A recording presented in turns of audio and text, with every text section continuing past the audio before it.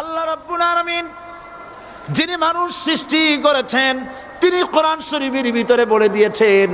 আমি প্রথমেই বলেছি, আপনারা লক্ষ্য করুন, এই কোরআন তাবিজের কিতাব নয়, এই কোরআন তদবিরের কিতাব নয়, ঝাড়ফুঁকের কিতাব নয়।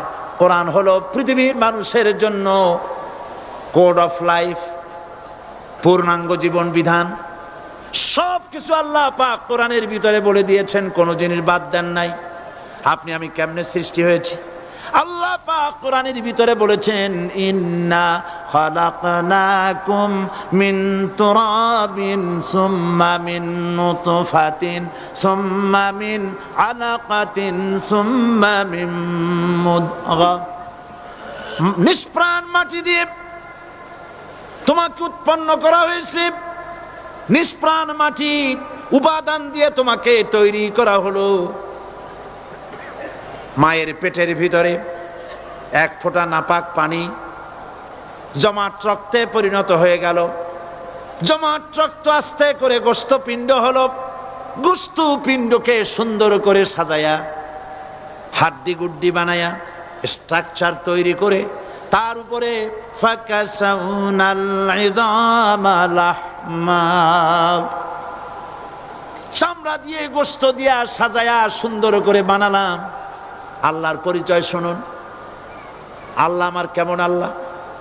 মায়ের পেটের ভিতরে সন্তান বানায়া এরপরে যখন রূহ দেওয়া হয়েছে, ক্ষুধা লেগেছে, খাবারের প্রয়োজন হয়েছে, আল্লাহ রাব্বুল আলামিন ওই কচি বান্দা মায়ের পেটে বসে কি খাবে সেজন্য তার মা চিন্তা করে নাই, বাবা চিন্তা করে নাই, সরকার চিন্তা করে নাই। আল্লাহ রাব্বুল আলামিন মায়ের মাসিক অসুখকে বন্ধ করে দিয়ে সন্তানের নাভির সাথে আর মায়ের নাভির সাথে তার লাগায়া, পাইপ লাগায়া মায়ের মাসিক অসুখের রক্তগুলি দিয়ে সন্তানকে বড় বানালেন। মুখ দিয়া এই রক্ত পান করালেন না, মুখটাকে পবিত্র রেখে দিলেন যাতে করে পৃথিবীতে আসার পর ওই মুখ দিয়া আল্লাহ রাব্বুল আলামিনের জিকির করতে পারো। সন্তান মায়ের ভিতরে পেটের ভিতরে বড় হলো। আল্লাহ রাব্বুল আলামিন বলেন, মাস দিন যখন পুরা হয়ে গেল, সুম্মা নুখরিজুকুম তিফলা, বাচ্চার আকারে পৃথিবীতে নিয়ে আসলাম। এখন খাবা কি? পৃথিবীতে যখন বাচ্চা এলো তখন তার পেটের সাথে যে সংযোগ ছিল মায়ের নাভির সাথে আর সন্তানের নাভির সাথে, সেই সংযোগ তার আর কি থাকলো? কি করা হলো? কেটে দেওয়া হলো। লক্ষ্য করুন, খাবারের জন্য একটি মাত্র পাইপ আল্লাহ লাগাইছিলেন, পৃথিবীতে সন্তান আসার সঙ্গে সঙ্গে পাইপটা কেটে দেওয়া হলো। এবার কি খাবে? আল্লাহ রাব্বুল আলামিন মায়ের বুক থেকে সন্তানের জন্য এবার সিঙ্গেল সিগন্যাল, তার জন্য সিঙ্গেল কোন লাইন যেটা ছিল কেটে দিয়া মায়ের বুক থেকে সন্তানের জন্য ডাবল লাইন আল্লাহ চালু করে দিলেন। এমন দুধ বানায় দিলেন যা শুধু খাবার নয়, শুধু ফুড ভ্যালু নয়। এই দুধের ভিতরে ক্যালসিয়াম, এর মধ্যে ভিটামিন, এর মধ্যে আয়রন, এর মধ্যে মেডিসিন। দুনিয়ার এই সন্তান ছিল ফি কারারিম মাকিন, সুরক্ষিত জায়গার ভিতরে ছিল। কোনো পলিউশন সেখানে যেতে পারতো না, রোগের জার্ম সেখানে যেতে পারতো না। দুনিয়ায় এলো দূষিত আবহাওয়ার ভিতরে। এই সন্তানকে এখনই অ্যান্টিবায়োটিক খাওয়ালে পরে অসুবিধা হবে।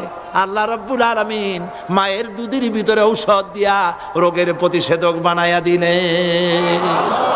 এ হলো আমার আল্লাহ। এ আমার কে? আল্লাহ। জোরে বলেন আল্লাহ। আল্লাহ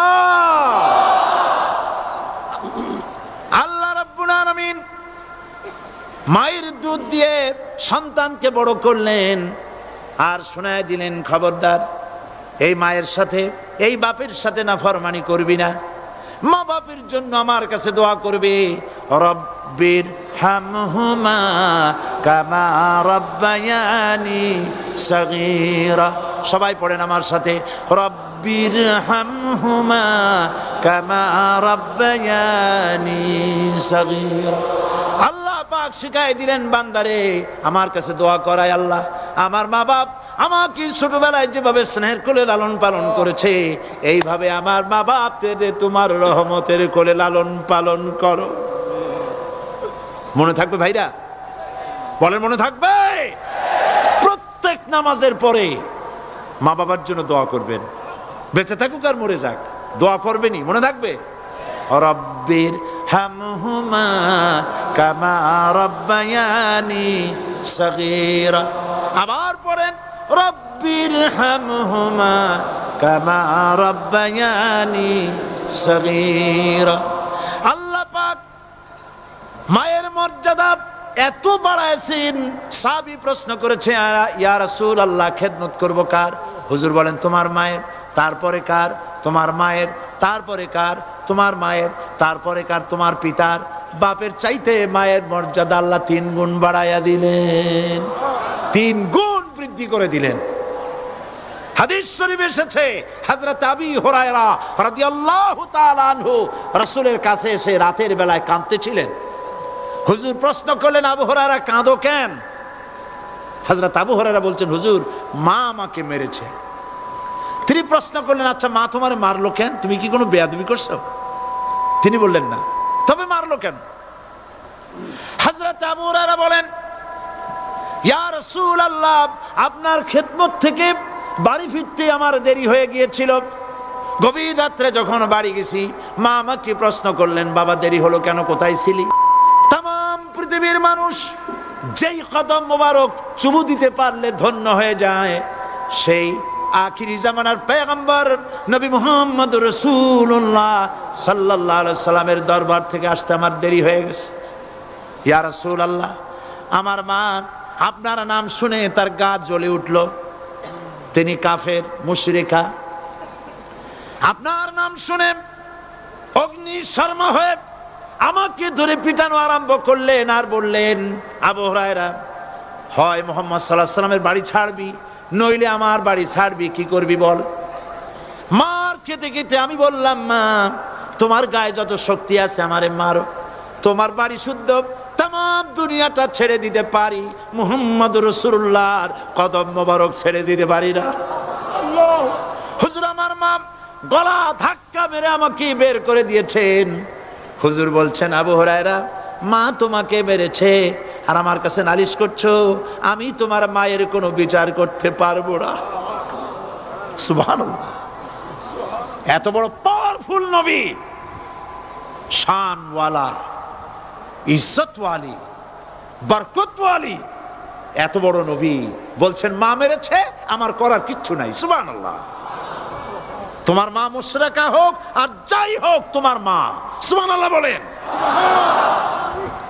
আমার বন্ধুগণ, হযরত আবু হুরায়রা বলেন, ইয়া রাসূলুল্লাহ মায়ের বিরুদ্ধে কোনো অভিযোগ নিয়ে আমি আপনার কাছে আসি নাই। হুজুর বললেন, কেন আসছো বলো খুলে? আবু হুরায়রা বলেন, হুজুর আমি জানি আপনি আল্লাহর দরবারে যদি কোনো ব্যাপারে হাত তোলেন আল্লাহ মঞ্জুর করে ফেলেন।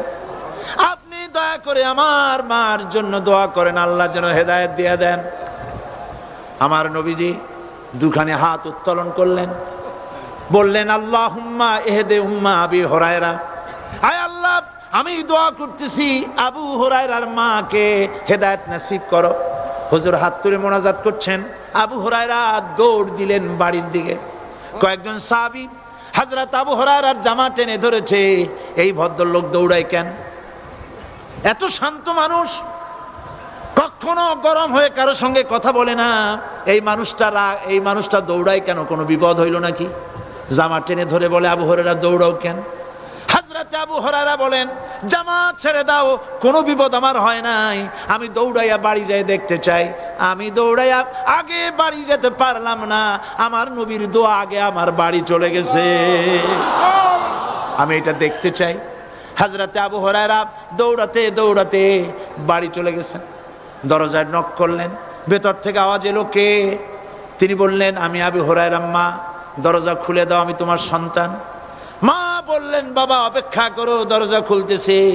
হযরত আবু হুরায়রা বলেন, মায়ের গলার আওয়াজের ভেতরে কুফরি কর্কশতা পেলাম না, মায়ের গলার আওয়াজের ভেতরে তাওহীদের নরমিয়াত পেলাম। আমার কাছে মনে হলো আমি আবু হুরায়রা বাড়ি আসার আগে নবীজির দোয়া আল্লাহর আরশে পৌঁছে গেছে। আবু হুরায়রা বলছেন, মা আমার কিছুক্ষণ পরে ঘরের থেকে বেরিয়ে এসেছেন, আমি দেখলাম মায়ের শরীর ভিজা, মাথার চুল দিয়া পানি টপকাচ্ছে। মা আমার বললেন, বাবারে তোমাকে মারার পর আমি নিদারুণ অনুশোচনায় পড়েছিলাম, মনে মনে ভাবলাম, আহারে আমার সন্তানরা আমি কেন মারলাম? সে তো কোনো খারাপ কাজ করে নাই, কোনো খারাপ জায়গায় যায় নাই, এত ভালো মানুষ যার সম্পর্কে লোকেরা খামোখাই মিথ্যা কথা বলে, এই ভালো মানুষটার কাছে গেছে, সেজন্য আমি মারলাম কেন? বাবা গো, আমি আমার ভুল বুঝতে পেরেছি, জীবনের ভুলও ধরা পড়েছে, আমাকে জলদি করে নিয়ে চলো বিশ্ব নবীর দরবারে। হযরত আবু হুরায়রার মা রাসূলুল্লাহর খেদমতে এসে ঘোষণা করলেন, আশহাদু আল্লা ইলাহা ইল্লাল্লাহু ওয়াহদাহু লা শারীকা লাহু ওয়া আশহাদু আন্না মুহাম্মাদান আবদুহু ওয়া রাসূলুহু। আমার ভাইয়েরা, আল্লাহ রাব্বুল আলামিন মানুষ সৃষ্টি করে পৃথিবীতে পাঠায় দিলেন, খাবারের ইন্তজাম করলেন, এগুলি সব আল্লাহর পরিচয়। আল্লাহরে চেনার জন্য বড় বড় কিতাব ঘাটা লাগে না, কিসমতে যদি থাকে দুই একটা দৃষ্টান্ত যথেষ্ট হয়ে যায়। সুবহানাল্লাহ, সুবহানাল্লাহ, দুই একটা দৃষ্টান্ত যথেষ্ট।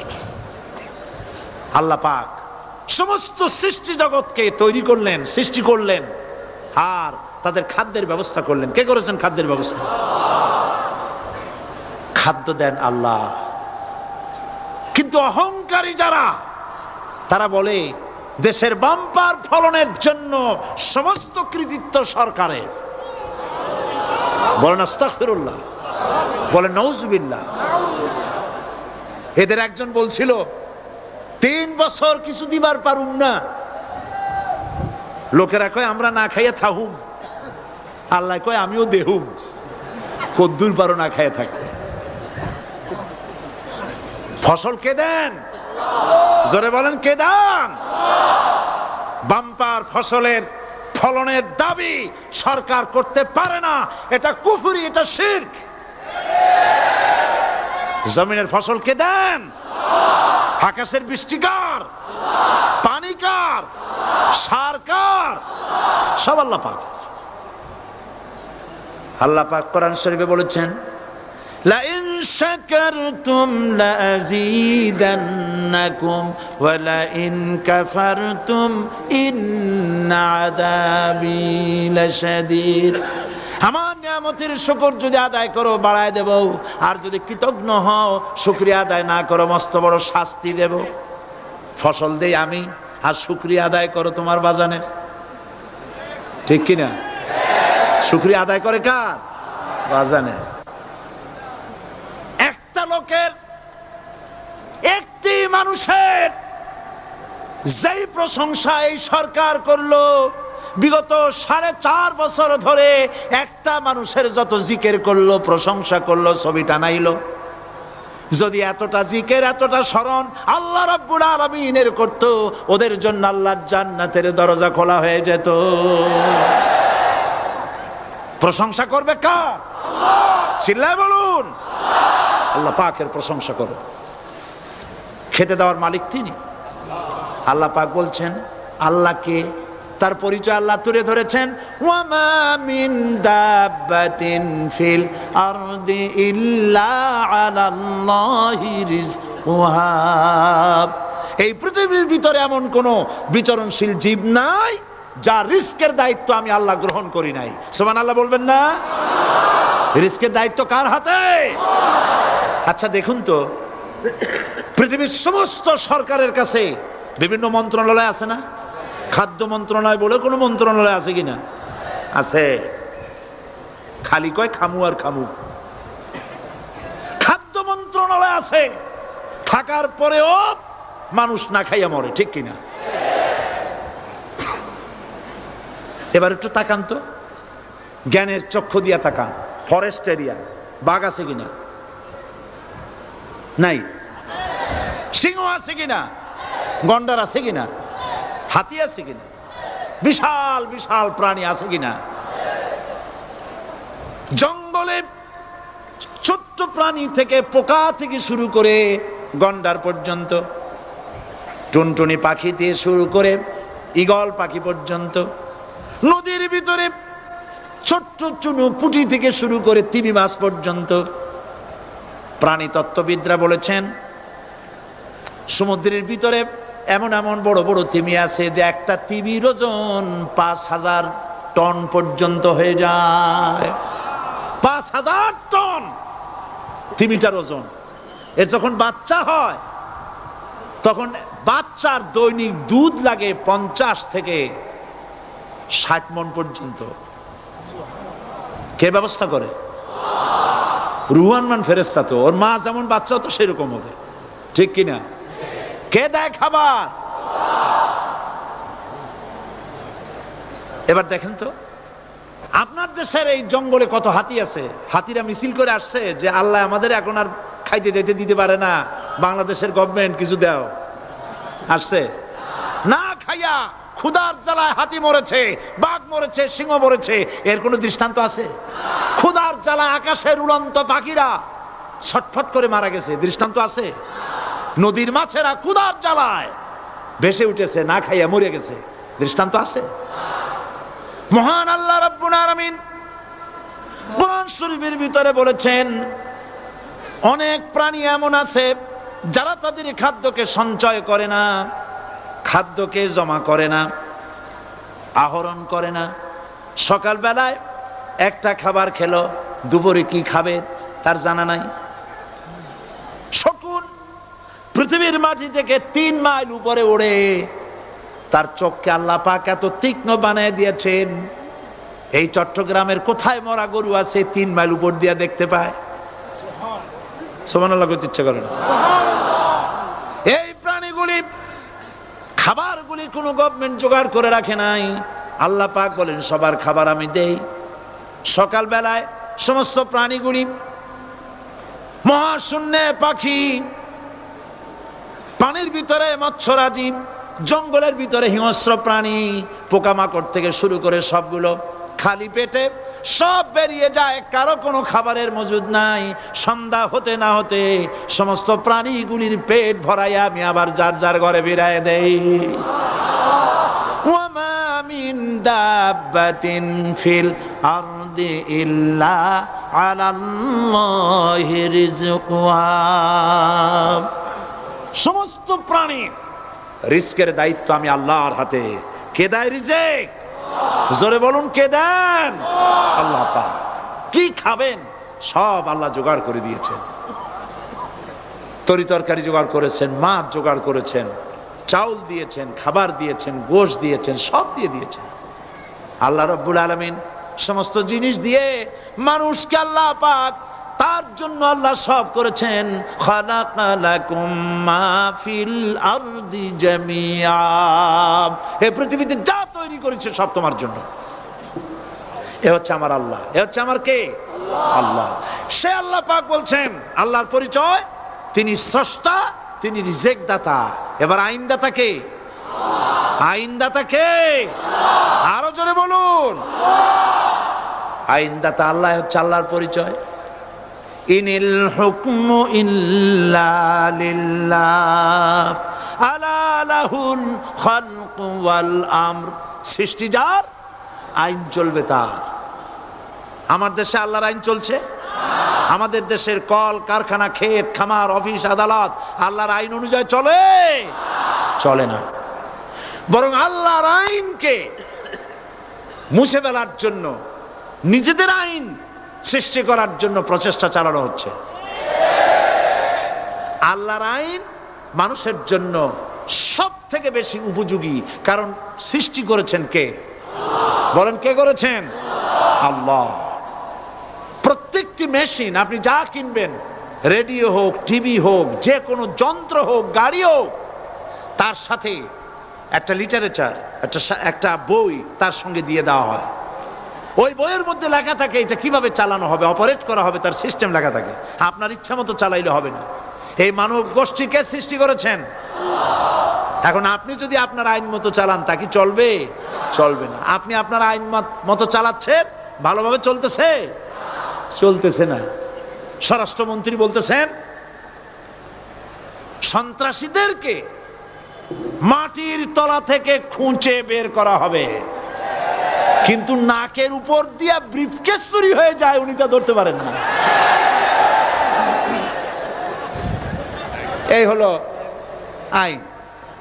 অনাবরত খুন হচ্ছে, অনাবরত সন্ত্রাসী তৎপরতা চলছে, আর ওনারা বলছেন আগের থেকে এগুলি চলে আসছে, একজনের খুনের বিচার না হইলে এরকম খুন তো হইতেই থাকবে। তাহলে খুনকে, হত্যাকে, সন্ত্রাসকে সরকার জাস্টিফাইড করছেন। নাউজুবিল্লাহি মিন যালিক। এই জন্য আইন হতে হবে আল্লাহর। আইন হতে হবে কার? চিল্লায় বলেন আল্লাহ পাকের আইন হতে হবে। আমি একদিন পার্লামেন্টে বলেছিলাম, আমার দেশের নেতা নেত্রীরা বারবার হজ করতে যান, উমরা করতে যান, সেখান থেকে আসার সময় কি আনেন? আতর, পাথর, সুরমা আর খুরমা, এই কিছু নিয়ে আসলেন। কিন্তু আমি বলেছি আপনারা কি কিছু চোখে দেখেন না? পার্লামেন্টে এইভাবে বক্তৃতা করেছে, কিছু চোখে দেখেন না? আমি প্রশ্ন করে আমি আবার জবাব দিচ্ছি, আপনারা যারা হজ করতে যান, উমরা করতে যান, হজের কথাই ধরি, এই হজ করতে যখন যান তখন মুজদালিফায় একটা রাত কাটাইতে হয়। সেটা কোন দিন? ইয়ৌমে আরাফার পরের দিন। এই মাঠে দালান কোঠা আছে, এখানে বেড়া আছে, শামিয়ানা আছে, পর্দা আছে, তাবু আছে, কিচ্ছু নাই। লক্ষ লক্ষ নারী আর পুরুষ পাশাপাশি শুয়ে থাকে, তাও সুবহানাল্লাহ কইতে ইচ্ছা করে না। সারা রাত জনে জনে পুলিশ পাহারাদার নাই। কিরকম মেয়ে লোক, চাঁদের সৌন্দর্য হার মানায় দিতে পারে, এরকম সুন্দরী, এরকম সুন্দরী নারী, সুদর্শন পুরুষ পাশাপাশি রাস্তার ধারে মরুভূমির ভিতরে সারা রাত কাটাচ্ছে। ইয়ৌমে আরাফার পরের রাতটা একটা রাত পুরা। এভাবে চলতেছে বছরের পর বছর, শতাব্দীর পর শতাব্দী, সহস্রাব্দীর পরে সহস্রাব্দী। আমি প্রশ্ন করি, পৃথিবীর ইতিহাসে কেউ কি এমন কথা বলতে পেরেছে, লিখতে পেরেছে যে মুজদালিফার রাতে সেখান থেকে 10টা নারী হাইজ্যাক হয়েছে, 5টা নারী লাঞ্ছিত হয়েছে? বলতে পারবে? গভীর রাত্রে পুরুষ সঙ্গী ছাড়া সুন্দরী রমণী, যুবতী রমণী একাকিনী নিজের ঘর ছেড়ে আল্লাহর ঘরে তাওয়াফ করতে আসে। তাওয়াফ সেরে তাহাজ্জুদের নামাজ পড়ে আল্লাহর কাছে মোনাজাত করে একা একা হাজার হাজার লাখো পুরুষের ভিতর থেকে আপন ঘরে ফিরে যায়। কারো বাবার হিম্মত নাই একবার তাকায় সে তো রূপ উপভোগ করার জন্য আবার তাকায়, অথবা তার আঁচল ধরে টান মারে। আছে ইতিহাস? কথা কন না কেন? সুন্দরী একটা মাইয়া মক্কা থেকে মদিনা থেকে পাওয়া যায় না, 15 দিন হয়ে গেছে। হয়েছে কখনো? এবার জবাব দেন, কেন হয় না? কেন হয় না? আমার দেশের মেয়েরা রাস্তা দিয়ে হাঁটতে পারে না। হাই স্কুল মেয়েদের, হাই স্কুল মেয়েদের কলেজ যখন ছুটি হয়, তথাকথিত সোনার ছেলেরা গেটের সামনে এতিমের মতো কাড়ায় থাকে। অনবরত হাইজ্যাক হচ্ছে, ধর্ষণের সেঞ্চুরি হচ্ছে। আর ওখানে হয় না কেন? ওখানে হয় না এই কারণে, এই কোরআনের আইন আল্লাহ রাব্বুল আলামিন যে আইন দিয়েছেন, ওখানে আইন বলবৎ আছে। আছে নাকি? আছে কিনা? কোন পুরুষ কোন নারীকে ধর্ষণ করেছে যদি প্রমাণিত হয়, সে যদি ফাহাদের ছেলে হয় আর ফাহাদের মেয়েও হয়, কোরআনের শাস্তি হলো পাথর মেরে উড়াইয়া দাও। তাকে জানিয়ে দেওয়া হবে রেডিও টিভির মাধ্যমে জেনাকারের ব্যভিচারীর শাস্তি হবে। চতুর্দিকে হাজারো লোকেরা দাঁড়াবে, হাতে পাথর নিয়ে পাথর মেরে তাকে তার গোশত হাড্ডি বাতাসের সাথে উড়ায় দেবে। একজন মানুষ আর একজন মানুষকে খুন করলো, এই আসামি ধরা পড়ে গেল, কোরআনের শাস্তি হলো যখন ধরা পড়বে প্রমাণিত হবে যেমন ভাবে হত্যা করেছে ওরেও হত্যা করো। এই দৃশ্য, এই আইন যদি বাংলাদেশে যদি এই আইন চালু হয়ে যেত, খুনের আসামি ধরা পড়েছে জেনার আসামি, প্রকাশ্য ময়দানে এলো, সাক্ষী প্রমাণে কোর্টে প্রমাণিত হলো সত্যি সে খুনি।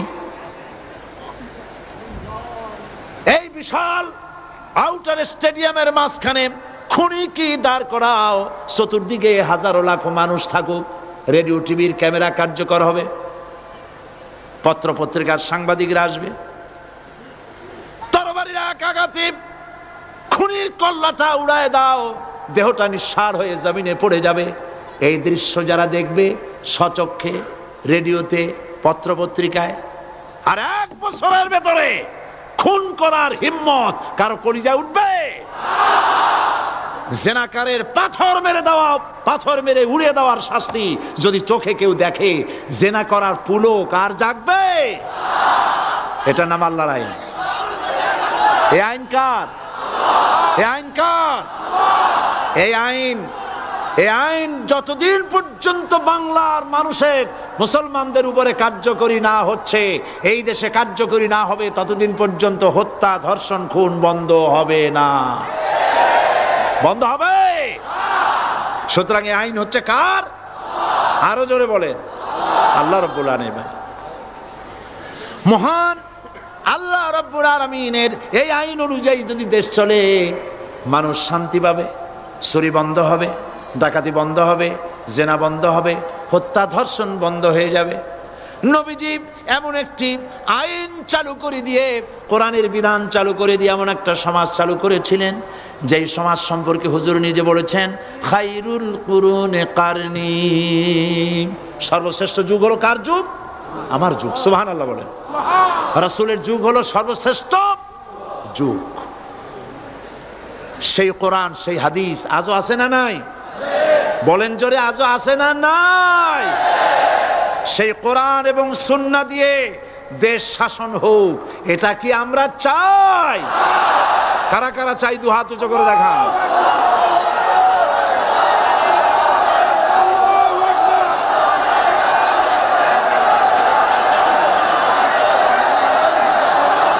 আরে ভাই, আপনারা দাঁড়ায় গেলেন কেন? বসেন বসেন। আমি তো একটা স্লোগান দিতে বললাম, হাত দেখতে চাইছি আমি, মাথা দেখতে চাই নাই। এই সুযোগে কোমরটা সোজা করে নিলেন। আচ্ছা বসেন, আর মহব্বতের সাথে জিকির করেন, লা ইলাহা ইল্লাল্লাহ, লা ইলাহা ইল্লাল্লাহ, লা ইলাহা ইল্লাল্লাহ, লা ইলাহা ইল্লাল্লাহ, লা ইলাহা ইল্লাল্লাহ, লা ইলাহা ইল্লাল্লাহ।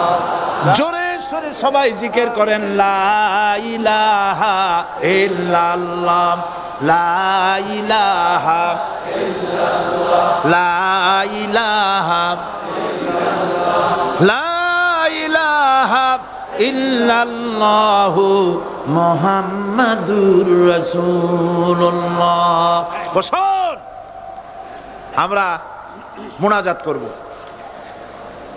আল্লাহ রাব্বুল আলামিন আয়াতুল কুরসির ভিতরে আল্লাহর সার্বভৌমত্বের কথা বলেছেন, আল্লাহু লা ইলাহা ইল্লা হুয়াল হাইয়ুল কাইয়্যুম।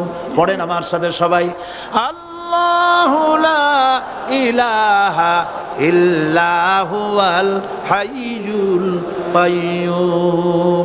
আল্লাহ হচ্ছেন যিনি ছাড়া কোনো ইলাহ নাই, তিনি শাশ্বত চিরঞ্জীব। সুবহানাল্লাহ বিহামদি। আগামীকাল এর বাকি অংশ আমি আপনাদের সামনে আলোচনা করব ইনশাআল্লাহ। জোরে বলেন ইনশাআল্লাহ। দাঁড়ানো ভাইরা বসেন। আপনাদের পাশে যারা দাঁড়িয়েছেন অনুরোধ করে বসায় দেন। বলেন যে আর 5টা মিনিট বসেন, আল্লাহর রাস্তায় হাঁটেন না। হ্যাঁ বলেন, বলেন আপনারা যে আল্লাহর রাস্তায় হাঁটেন না, বসেন, সবাই বসেন। এত বড় মাহফিলের মুনাজাত, সুবহানাল্লাহ বলেন। চট্টগ্রামের ইতিহাসের শ্রেষ্ঠ মাহফিল, চিল্লায় বলেন সুবহানাল্লাহ। গোটা বিশ্বের কোরআনের শ্রেষ্ঠ মাহফিল, বলেন সুবহানাল্লাহ। যারা বলেন আলহামদুলিল্লাহ। আগামীকাল এ মাহফিলের আখেরি মুনাজাত হবে ইনশাআল্লাহ। বলেন ইনশাআল্লাহ। আমি আন্তরিকভাবে দুঃখিত, প্রতি বছর আমার মা বোনদের জন্য, চট্টগ্রামবাসী আমার মা বোনদের জন্য আলাদাভাবে তাদের প্রশ্নের উত্তর দেই এবং তাদের সামনে কোরআন হাদিসের কথা আলাদাভাবে বলি। এবছর দিন কম হয়ে গেল বলে মহিলারা, মা বোনেরা বঞ্চিতা হয়ে গেলেন। শিশু কিশোরদের জন্য আলাদাভাবে সমাবেশ করা হয়, তাও বঞ্চিত হয়ে গেল। এই বিশাল তাফসীরুল কোরআন মাহফিলের বরকত থেকে চিটাগংবাসীকে যারা বঞ্চিত করলো, আল্লাহ তাদের হেদায়েত নসিব করে দিন। যদি হৃদয় থাকে, যদি হৃদয় বলে কিছু থাকে,